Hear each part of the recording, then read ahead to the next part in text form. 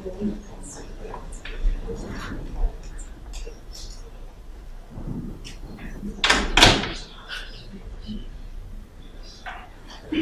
so I think it's 12:30.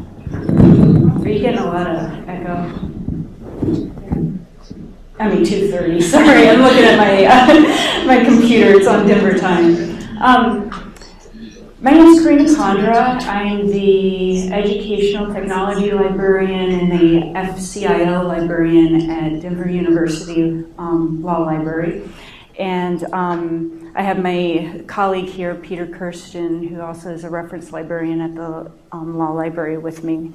And we're going to be talking today about how we deliver a hybrid certificate program to our students. This is a certificate program for legal research skills.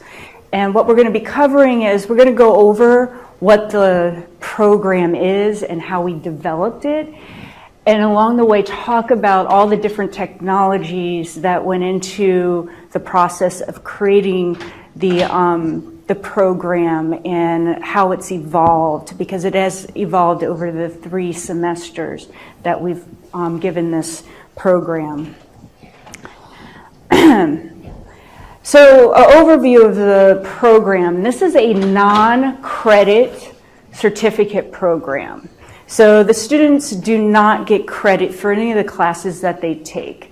There's about, I think, 8 to 10 legal research skills certificate programs, as far as I know, out there. BU has one, Oklahoma has one, Texas Tech has one. And it's a means of answering the problem of how to get students into your legal research classes. When I was working at Boston University, we developed a program there, and we found that our numbers for our legal research classes went up quite a bit as soon as we offered a certificate for completion of the program. So when I moved to Denver University, they asked what we could do to provide additional classes to students and additional instruction, and I said, let's try a certificate program. We began with advanced classes, but we've introduced 1L classes through the 3 semesters. The classes last the entire academic year now. Before it was just the spring semester. Now we're doing both fall and spring. They are awarded a certificate in legal research once they've completed the number of classes. And that number of classes has changed every semester too as we develop the program and see what works and what doesn't work.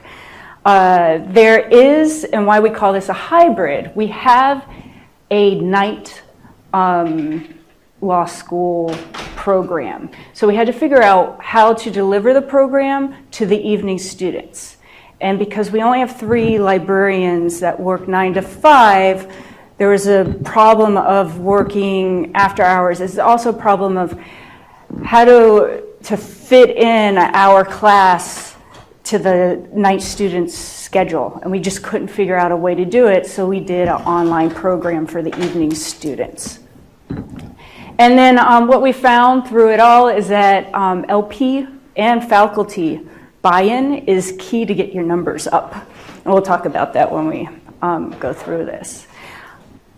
And I'm going to have Peter talk about kind of the overview of the classes and how it's progressed.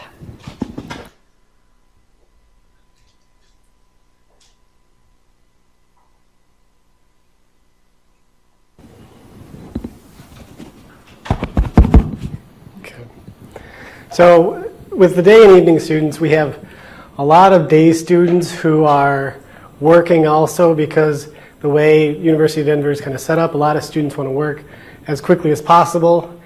Some students are maybe 22 and they realize they have to work. Some students are 40 and they realize they have to work. So we have a day program that's for those students that are there, which is probably about 80% of them. But we have an evening program, which, as Karina said, is online. But if a day student is a working student, has an internship, we also let them do the online version for a specific class. Or if they have a full, semester-long internship, we let them do that online because it's flexibility. It's there for them. It's not for credit. And the numbers we've seen have shown that they really want to do it even though it's not for credit. And they want to do that not only because they can put that on their resume, which, as I've said to every student I've talked to, is if an employer sees certificate in legal research on their resume, the first question will be, did you do law review or moot court? The second question will be, do you actually know how to research?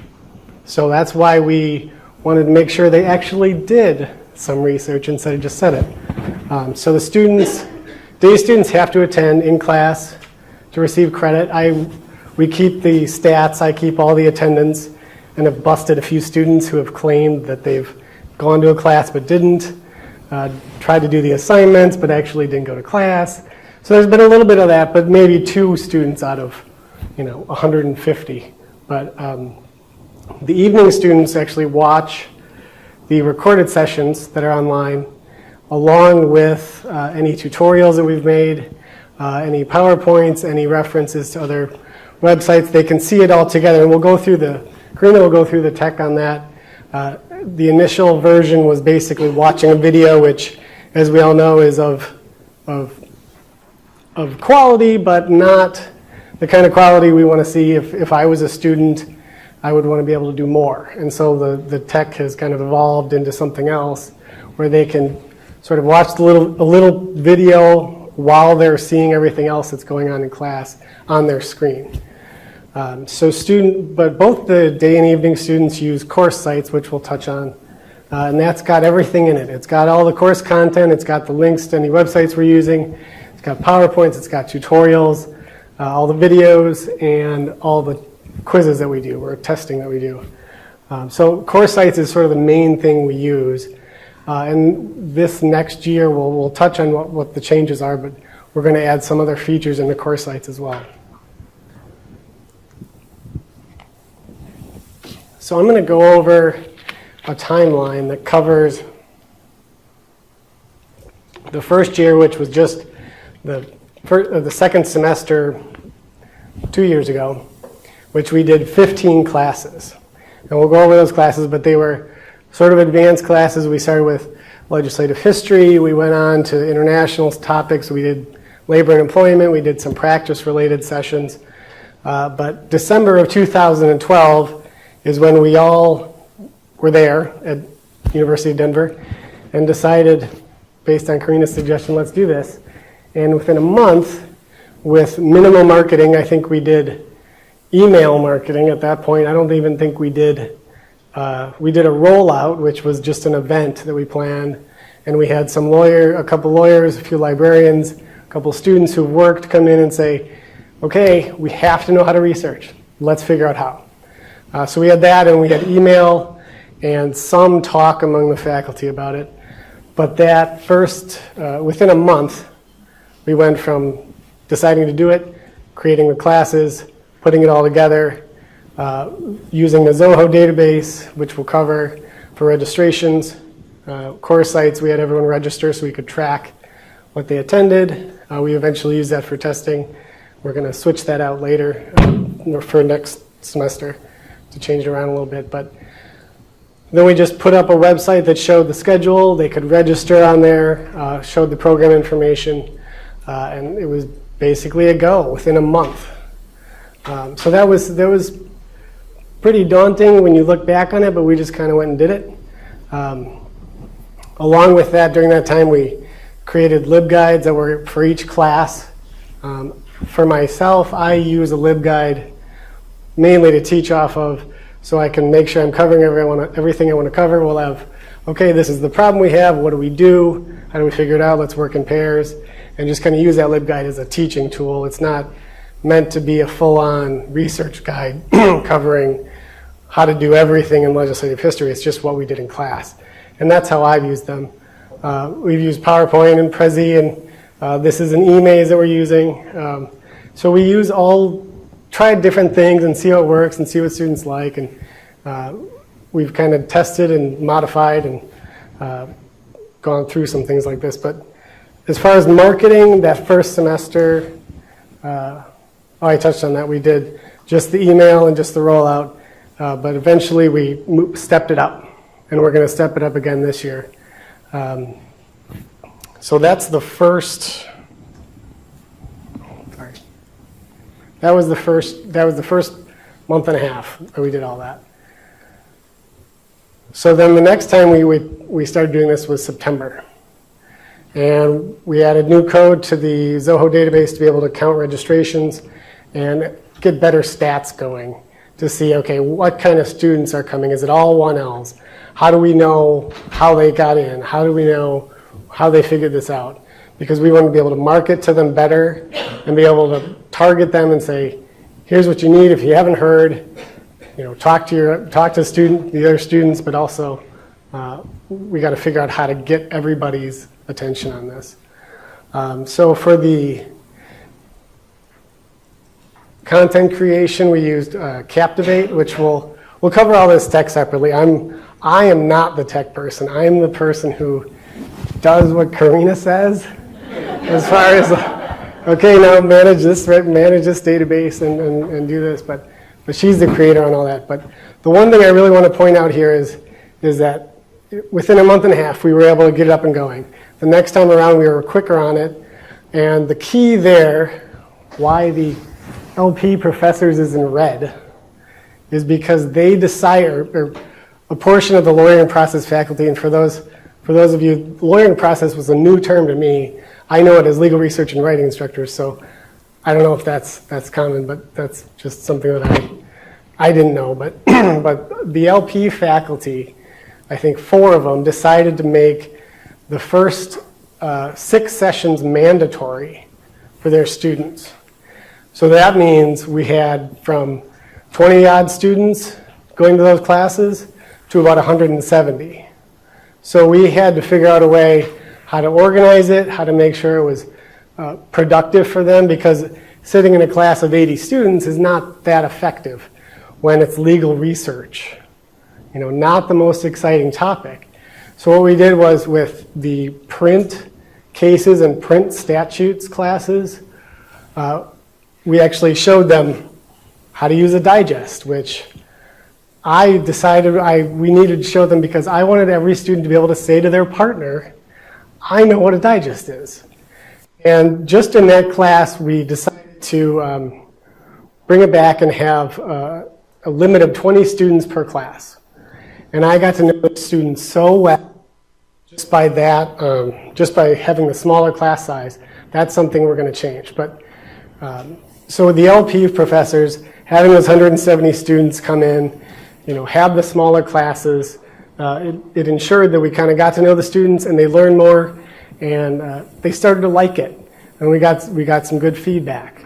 And for this last year, we switched to Panopto for the video, which Karina will cover, but it's a much more effective tool, which you'll see.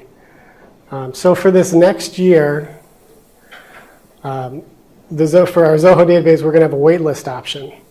Last time around, it would have taken a lot of work to code and figure out how to make sure students could choose their classes once and then try to change them later, because every student will go in when they hear about it, sign up for every class. Our attendance shows we've got 150 students per class, and then you realize what they did. They did it all at once. So then we created a wait list where they would email me and say, I want to take this, I want to do that, and we would change it accordingly. Now we're going to try to change that a little bit. And this year we're going to try using emails, which we're using here, and Potoons, which Karina will go over. And the last thing I want to mention here is the instruction room that we're having. We're going to have a limit of 18 students, no matter what. None of these 80-person classes anymore, because it just was not that effective. Students would say, I couldn't hear, I couldn't understand, or was going too fast, or you clicked that link too quickly and I didn't see. So now we're going to have those small classes where we can walk around, have a lot more hands-on, be able to see who's getting it, who isn't, make them work in groups, that kind of thing. So this, I just want to briefly go through first year classes, meaning the first time we did it, not first year students. But we had administrative law, federal legislative history, which was the legislative process, Colorado practice research, 4 offerings in foreign comparative international. We touched on various subject-specific ones, which we've expanded, and then had a practice-oriented section. So cost-effective, keeping current, and case management. So that first time around, we just kind of went with this group of classes and just did them to see how they worked. And then the next time around, we added more core U.S. law with the statutory research 1 and 2, case law research 1 and 2, secondary sources. So we had basically a 1L program that first semester. So it was those first 6 classes that the LP professors wanted us to have their students do. And it worked pretty well. But what we did after that was we sort of advertised as each section was coming up. Okay, this is the core U.S. section, federal legislative history, Colorado legislative history. You guys all got to know how to do this. You have to understand how much easier it is to do federal versus Colorado, that kind of thing. And so we've kind of built it and said, this is the month of FCIL. This is the month of our various subject-specific classes. And then this is the last 3 classes to get you ready for summer, which are practice-oriented classes. So that's worked pretty well, but we're going to modify it for this third go-around. We're going to add tools for managing research and blue booking. And we've done that because the law reviews have said we need a session up front to make sure our possible law review students know at least something about the blue booking, about Blue Book and about how to manage research. And some do, some are great, but some have no idea what they're doing. So we're going to kind of change that a little bit. We're going to have our 1L version and then expand the FCIL because students have said we can't handle learning about the EU and the UN in one class. That's got to be broken up. Clearly, I don't know a lot about that, but Karina, that's her thing. But so we're going to have a concentration in federal or foreign comparative international that students can take, and then also expand the subject specific with adding just one more environmental, mining, oil and gas, which is huge in Colorado, and then the practice-oriented classes we're keeping the same. We may adjust those a little bit as far as what content we used. Last year, the court documents class, I had the electronic filing people come in from the state legislature and talk about, as a lawyer, if you're a young lawyer, you might have to be using the system that we now require you to use. Let's learn about it. So it's very, very practical. But this time around, we're going to do using Bloomberg and Pacer to make sure, how do you use Bloomberg correctly for, your Pacer type research. So that's kind of how we've evolved from just advanced classes to a 1L program, to a 1L program plus law review, plus FCIL, plus more subjects. And Karina's going to go over some of the changes, which I've touched on, but let me turn this off because it's...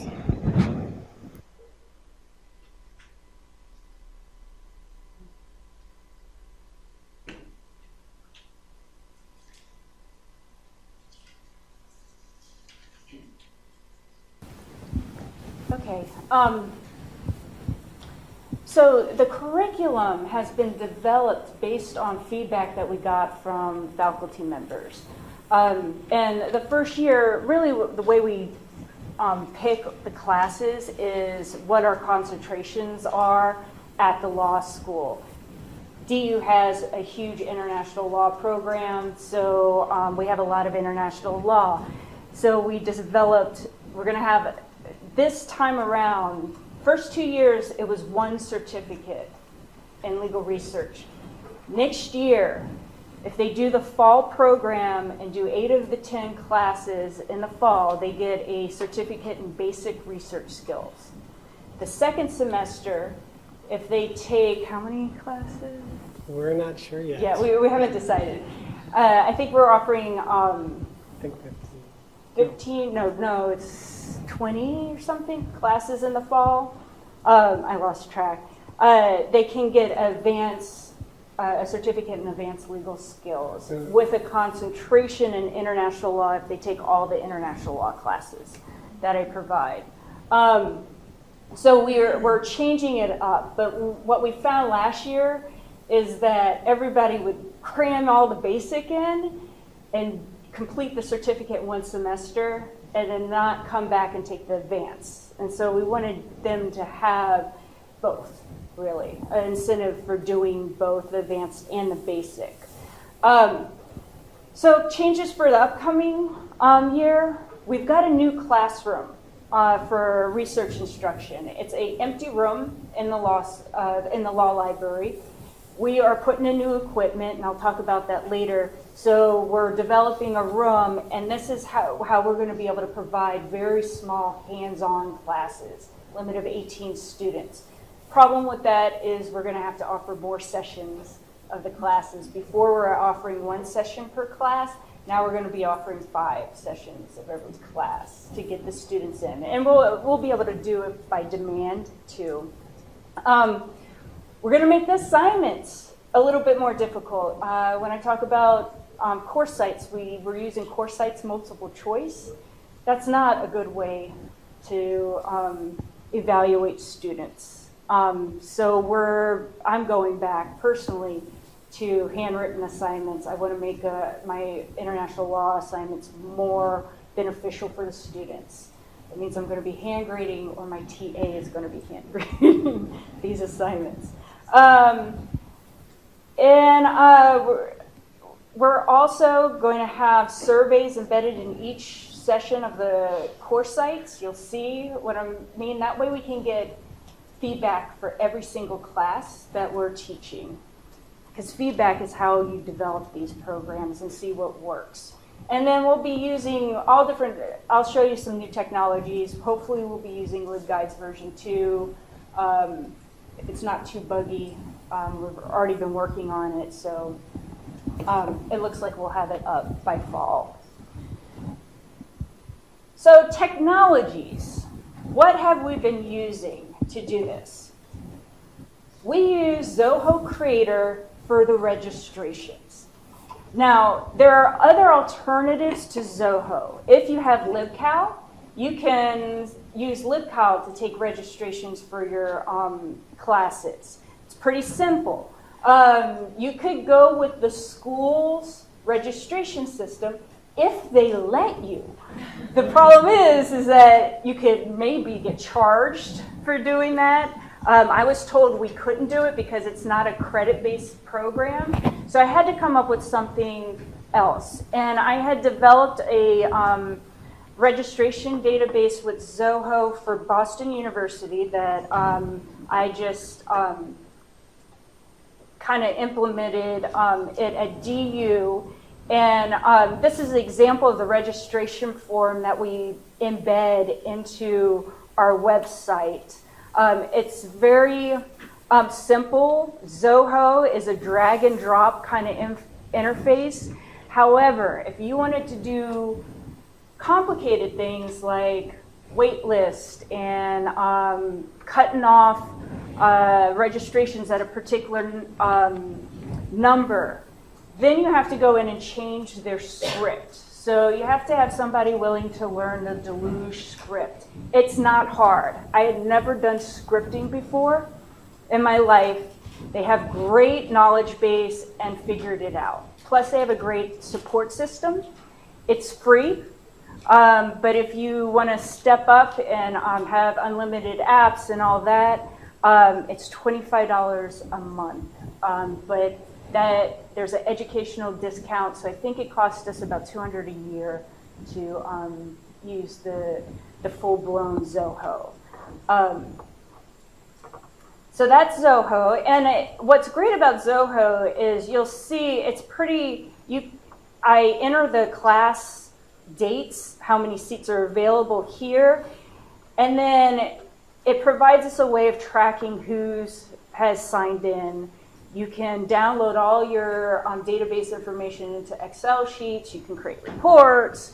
It's a very robust system that is really great, even just for simple forms. We have our book suggestion forms on here at the library now. Our reference stats are taken on this, so it is a really good program. Content delivery is on course sites, and I already have it up. This is course sites. Now, you can use different things to do your content delivery. At the law school, they're using Blackboard and Twin. However, the DU university is using Blackboard, but they're going now to another system, Canvas, I believe. The reason why I chose Course Sites, which is the free version of Blackboard, is one, it's free. Two, they were giving me trouble about a non-credit program being put onto this university's Blackboard system. So EdTech suggested Course Sites. It's completely free, and as far as I can tell, it's Blackboard. I haven't noticed any difference between Blackboard and Course Sites as far as functionality. You have the grading in there, you have the quizzing in there, everything's the same. I'll show you what our evening student class page looks like here. So we've set it up where we have all our introduction materials here, just kind of instructions for the program. And then the class content is under fall and spring. And then we have our assignments separated out. The reason why we have our assignments separated out is this is the evening students portal. They have to watch everything in the course module before they get to see the assignment. And there's a way in Blackboard to turn that on. So the assignments are hidden until they view everything in the modules. And every class gets a module where we post all the content. So you can see here we've got instructions of moving through the module. Then we have tutorials for how to use Westlaw, Lexis, and then there is a video link in here to the video recording, which I'll go over in a minute. So you can put all your content in one place. The evening students have to look at everything. Once they do that, the assignment appears and they can take the assignment. Same thing for the day program. The only difference is that there is no video. We don't post the video because we want them coming into the lecture. And but they can still take the assignments on there. We post the tutorials for extra work if they want to view the tutorials as well. So that's course sites. Content development. We haven't limited our instructors to one program to develop the content. And that's simply because we don't have time to train everybody right now on everything. Also, people's level of comfortability, especially since we decided to do it in a month. I didn't want to train people on Captivate and have them have a breakdown on me. So I said, well, we can just import your PowerPoints into Captivate. If you want to do that, it's really simple. Go ahead and use PowerPoint if you want. That's great. We didn't take people out of their comfort zone, which allowed us to do the quick turnaround. The next year, after the first semester, the next year, we did all do Captivate tutorials. And that over the summer, I had time to train everyone on Captivate. And you can see we have a Captivate this is an example of one of the Captivates that we've done. They're very simple, almost slide-like, where you've got the students can go forward and back at their own pace. You can add quizzes in here. We base everything off the same scenario, so they kind of learn how to research a problem through statutes and the same problem for cases. But it's just very simple, very short, 2-minute, 3-minute tutorials that they can go through at their own pace. And they have the video as well of the session. So this is kind of like supplementary. If they didn't catch it through the video, they can come and in 2 minutes kind of refresh their mind as to how to do something. So we are now using Captivate for the tutorials. We also have a subscription to Camtasia, and I've done a couple of things with Camtasia. And it's really up to them whether or not they want to use Camtasia versus a Captivate. Now, the biggest change for us was the recordings for the evening program. The first 2 semesters, we relied on the EdTech program to use the cameras within the classrooms. And what they did was they posted the videos of us on their server. Now, if this comes up, it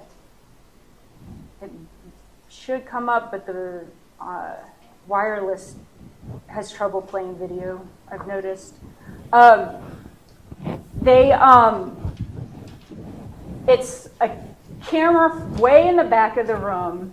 I'm a small talking head, and they see the screen, but they can't see the movement on the screen. And so what we got was a lot of complaints about, well, I can't see what's going on in the video on the screen, which is why we started adding tutorials and things like that. I'm not quite sure. Oh, thank you. I don't think that's going to come up. What we were lucky enough is that in the meantime, let me get the school decided to purchase Panopto. Now, Panopto, I've been told they paid, it's FTE $1,000 per student. So we're taking advantage of this. I think that's what I was quoted. No, maybe it's not 1,000. No, it can't be. No, I know what she said. It's $13,000 a year for us. $13,000 a year. For today, what we're going to be talking about is. So what the difference is Panopto captures every feed that's going into your computer.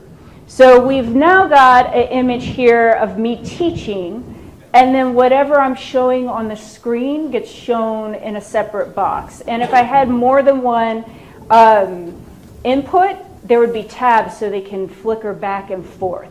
It's amazing. And I'm actually using this to do my tutorials now because you can plug in your webcam and have your image of you talking on the side, and then it captures your screen or whatever you're showing on your screen. It's very, very easy to use. If you sign into Panopto, there's an editing capability, so you can edit your clips. You could put in other clips from other types of video. So we lucked out. We lucked out because our online LLM programs decided to foot the bill for this, and we get to take advantage of it. And it's funny because the library is the biggest user of it now. The EdTech loves us because they're showing their stats. Oh, this is being used, and it's mostly the library that's using it. And so we're setting up our new room with the capability of doing this. The other great thing about Panopto is it allows remote scheduling. So I can schedule all the classes at once, and it'll turn it on remotely, so we don't have to think about turning on a record button or anything like that. So we're going to be able to do that. So Panopto is our biggest thing that we've been using recently for tutorials and recordings for the video content. And then I'll just mention surveys and marketing. We have the school has a subscription to Qualtrics, which I love and use for our surveys. We have a digital display at the library where we put pictures and ads for our program right as they walk into the library. They see that. Email, and we hand out brochures, we make posters and hang them out. That's all done with Publisher. So not anything that you have to spend money on for that. Oops, there we go. Now, what we're implementing today, and we alluded to this, Zoho Creator. I am adding a script to add a wait list. There's also a feature for customer portal. The biggest challenge we have is that the students have to email us to make changes to the registrations.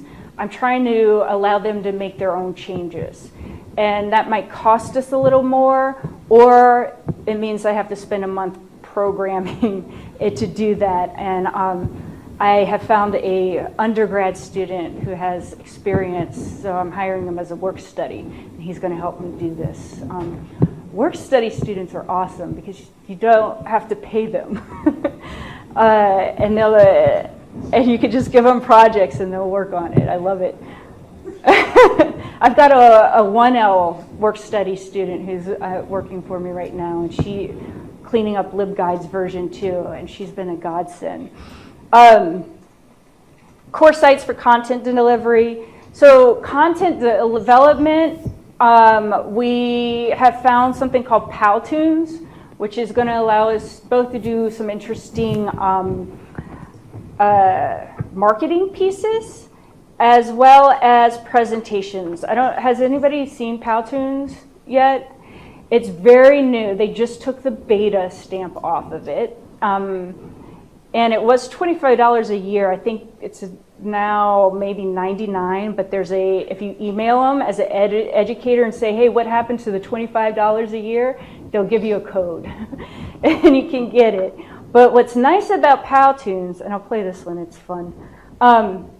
It is a very easy way to make 3D presentations. We've all been through it before. You know, one of those presentations where you'd rather take a bullet than read another bullet point on a slide? Turns out it's not your fault, or even the presenter's fault for that matter. It's actually because our brains are hardwired in a certain way, and unless you're a psychologist or a researcher, you would never know these 4 scientific reasons why our brains reject bullet points. Lucky for you, after watching this, you'll also know exactly how to make your presentations awesome. Let's get started, shall we? Problem number 1, the redundancy effect. Turns out our brain isn't able to process the same information efficiently when you see and hear the same thing at the same time. It's too much info at once. It's like that episode of The Simpsons where the doctor explains how Mr. Burns isn't sick because there are so many diseases trying to get through all at once. Oh, poor Mr. Burns. Problem number 2, the picture superiority effect. That's PSI for short. No, not this PSI. Now, researchers have found ideas are more likely to be remembered if they're presented as visuals instead of words. After 3 days, you only remember about 10% of what someone says. Compare that to remembering 65% if they showed you a visual. So what Potoons does is all those hand motions, that's built in. And you can just clip them in where you want them, and it'll move, animate very easily the dog or the whatever object you place it to move. It's similar to kind of Captivate and Camtasia with the timelines and things like that. I taught a class to library students this semester, and a student put together one in about an hour a short 2-minute clip that was phenomenal. She said it was really fun to do. So we're going to play with this maybe for marketing, but they have in beta work now a way to do presentations, not just videos, but actual PowerPoint style presentations that are animated. So that's what they're working on. And I just thought it would be interesting to play with to make our tutorials a little bit more engaging. And then what I'm using now is another kind of PowerPoint Prezi style new program called eMaze. It's very, very cheap. And it has some benefits over Prezi. You can actually embed hyperlinks into images where Prezi you can't do that unless you do a PDF. I don't know if they've changed that. And then also we're looking at using the new LibApps, LibGuides version 2, which is coming. This is our beta site right now. We haven't had too much, haven't done too much into it, but it is a lot nicer. You can do side navigation now, which will help with creating tutorials, using LibGuides to create tutorials and that kind of thing. So those are all the new things. The biggest thing is that we're converting our library, we're making a library instruction room. We have bought a Brightly Pro interactive projector. They're on sale right now for half off. So you can get an interactive projector. That's a short throw projector. You can put it on a wall, and it actually you can mark up the screen. You can also use it as a whiteboard, and that cost us $1,200. It's an amazing piece of equipment. I didn't even realize they had interactive projectors like this. We're buying whiteboard wallpaper so that we can write on our wall. The products from Wall Talkers. That's costing us about $900. We've got a cheap $70 microphone that EdTech told us to get. And we've bought a camera.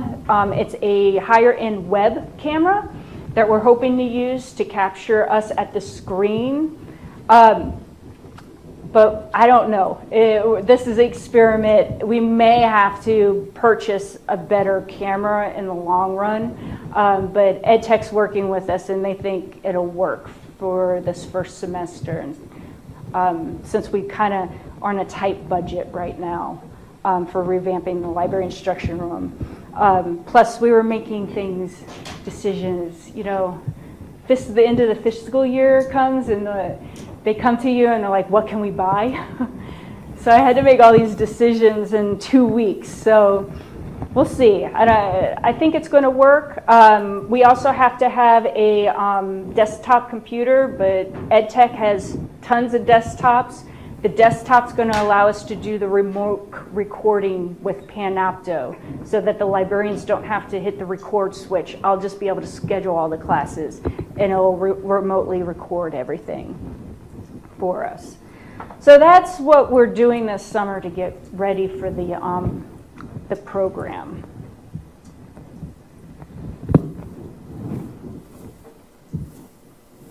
And Peter's going to talk about statistics because everybody asked what our statistics were.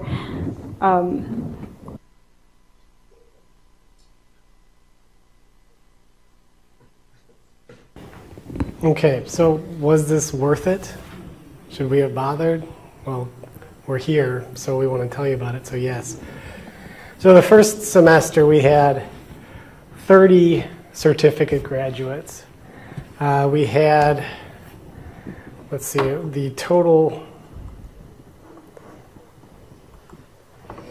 participants were, I think, something like 96, meaning the day students attended at least one session, night students did at least one assignment. So 95 students took part, 30 actually did all 6 classes.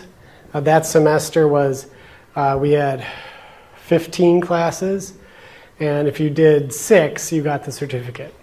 So it's a non-credit program. Can't say you have to do 13 or 15, otherwise nobody's going to come. So we had a good turnout that first semester, 30. Then this last year, we had 122 students get the certificate. We had something like 325 total participants, meaning the day students attended, the night students did an assignment. So even if you figure that's the stats show 1 semester versus 2, it's still a 50% increase. And the number one reason is because of the lawyering process faculty buy-in. Our surveys showed that something like 65% of the students went because their LP professor said they should. And something like 15% went for sort of a nondescript category, which I take at least partially to mean one of those students said to another student, my professor said I should go, I've gone to a couple, they're really good, you should go. So I attribute about 70% to the lawyering process faculty. And we've not only had that buy-in, but we've also done versions with one of the LP professors where I went in and we sort of created our own program just for his class, and we kind of integrated it. So we modified it for professors as they've wanted it. And that's been key to kind of get that relation going and seeing, okay, the librarians want to do stuff with us, they want to teach, and we're actually teaching more than most professors at this point. But so we've seen about a 50% increase in these first 2 go-arounds. And that, to me, speaks volumes about what the students know they need, because a lot of them have seen through friends, oh, you got to know how to research, you got to know how to work, all these kind of things. But then just some other stats that we've kept are, this last year we've had 1,400 assignments turned in. And that's why we use course sites, because we didn't want to grade 1,400 assignments, but we now realize we have to grade 1,400 assignments. So we're going to do that. But we have a total enrollment of about 320 last year in course sites. And one important stat that I like is, out of the 216 day students, only 29 didn't actually follow through. So only 10% didn't actually come through. That's pretty good. Night students are a little more because, they hear it from one person, sign up for everything, and then they get busy. They have kids, they have other jobs, that kind of thing. So, but 10%, night students not quite as much, but those are pretty good stats, and it's shown that we've had some success, and we feel like this is just a great starting point. And if anybody has an inkling to do this at their schools, we're more than happy to kind of talk through it. We went over 20 different things today in an hour, so it's kind of hard to remember it all, but we'll have this up as well, and if you want to talk to any of us, Karina or Mark and I, we're more than willing to kind of work through it and see how do you actually get that instituted. And then at the end, we just have a checklist. If you're going through this sort of lays out what we talked about today. But we have about 10 minutes. Does anybody have any questions? Yeah, I should probably. How many instructors did you have teaching? 3. 3, and 2 of us are only 2 years out of library school. So we're a little new. Karina's the senior person on this. And I had just started teaching when I got out of library, while I was in library school. And the other librarian, Mark, was about the same way. So we just kind of divided them up and just took them and did them. Yeah. Mark. Okay. Go ahead, Mark. Oh, okay. So I don't know if this is sort of the method behind your madness or not, but if I'm a student and I'm pursuing all this, and I have my legal lawyer process, legal writing people telling me, go, go, go, I'm doing all this, I'm coming back and saying, I want credit for this. And are you looking towards that's like the year or two away, and this was sort of your bridge to get to that, or you don't even see that and they're not looking for that because it's like a lot of work to put in with no. Yeah. You get the bang for the buck if you do this and it's on your resume, but there's no. Right. We're not looking to make it a full credit program because that takes a lot. Credit hours, to get, I think at DU you have to have 16 credit hours to be a certificate, and the classes have to be longer. Really what's driving the students is that it's a tight market out there, and anything that they can say they know more than the other student who's applying for the same job, that's it. I mean, yeah, it's the LP faculty telling them to come, some of the LP faculty. And one thing we didn't say is the librarians don't teach in the LP, formally teach in the LP or first year research and writing classes. This is our way of kind of getting in touch with the 1Ls. Some of that, it's mostly adjunct faculty have decided to make it mandatory so that they can get additional help with the research portion of their classes. And their students really, they're an hour-long class, they're very hands-on. We don't lecture very much. We kind of lecture for maybe 10 minutes and then give them an in-class assignment to do, where we help them through the assignment. And for the 1Ls who are clueless, they find that we're a lot more approachable than their professors. And it's non-credit, they're not getting graded for a grade, so they don't feel like they're going to get hurt by failing at this. So they'll come sit and do the assignment, and a lot of them have come in, taken the class, and not done the take-home assignment. They just like to come and listen for their own benefit, and it kind of helps them, because they're 1Ls are clueless. They don't know what they don't know, and I think it just gives them more. It makes them feel more confident when they're in their LP classes. We do teach credit classes, but we don't have enough right now to do a full certificate, and frankly, we'd have to offer 16 classes with 3 librarians. That would be a huge undertaking. I don't think we can do it right now. Plus, you have to have your director saying do it, and that's not going to happen. I have 2 questions. Yeah. First, when they are awarded the certificate, is any notation of that fact made on the student's transcript? No, and we tell them that right up, that this is not, doesn't go in your transcript. Now, I'm hoping the director will talk to the dean and see if we can get a note. We just haven't taken that step. I know at BU they have, and they've been officially recognized at the provost. However, that kind of screwed their statistics this year because they had a problem with being able to tell the students up front that they were going to be able to award a certificate, and their attendance dropped.